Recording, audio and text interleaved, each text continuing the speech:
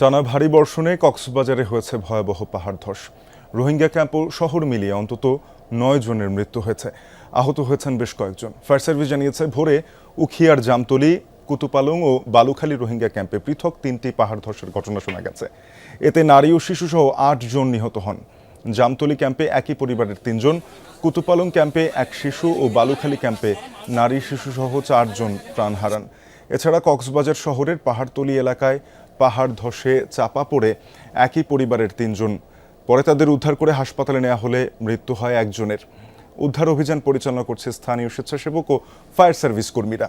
কক্সবাজারে 24 ঘন্টায় 150 মিলিমিটারের বেশি বৃষ্টিপাত রেকর্ড করেছে আবহাওয়া অধিদপ্তর। সংস্থাটি জানিয়েছে আগামী আরও 2 দিন ভারী বর্ষণের সম্ভাবনা রয়েছে। পাহাড় ধসের সম্ভাবনা থাকায় ঝুঁকিপূর্ণ এলাকায় বসবাসকারীদের নিরাপদ আশ্রয়ে সরে যাওয়ার আহ্বান জানিয়েছে প্রশাসন।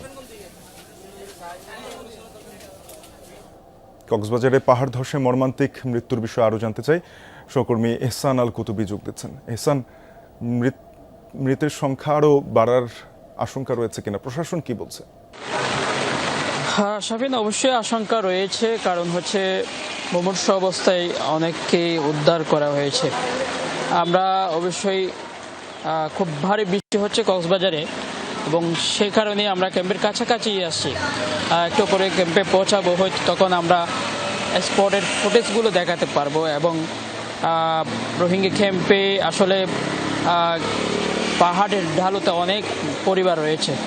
আমরা অন্যান্য সময়ও দেখেছি যখন বৃষ্টির আশঙ্কা, বৃষ্টি শুরু হবে এর আগেই কিন্তু তাদেরকে সরিয়ে নেওয়া হয়েছিল।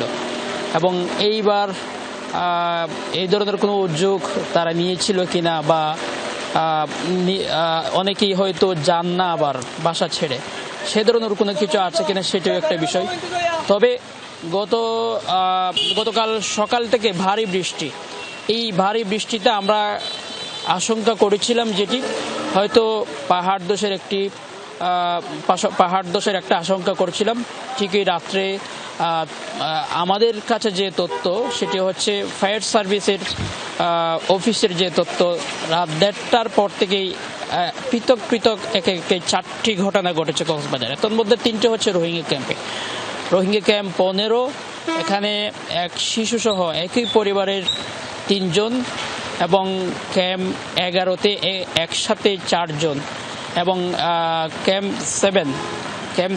7 নম্বর ক্যাম্পেও একটা শিশু এবং আরেকজন হচ্ছে বাঙালি, যিনি তার বাড়ি হচ্ছে কক্সবাজার পৌরসভায়। একে 9 জনের মৃত্যু এখন পর্যন্ত আমাদের কাছে নিশ্চিতভাবে আছে। এবং এই পাহাড় ধসের ঘটার সাথে সাথে ফায়ার সার্ভিসের কর্মীরা 3 জনকে উদ্ধার করেছে মৃত অবস্থায় এবং 2 জনকে জীবিত অবস্থায় উদ্ধার করেছে। এবং অন্যান্য স্বেচ্ছাসেবক যারা ক্যাম্পে কাজ করেন তারাও উদ্ধার করে বাকিদেরকে জীবিত এবং মৃত উদ্ধার করে।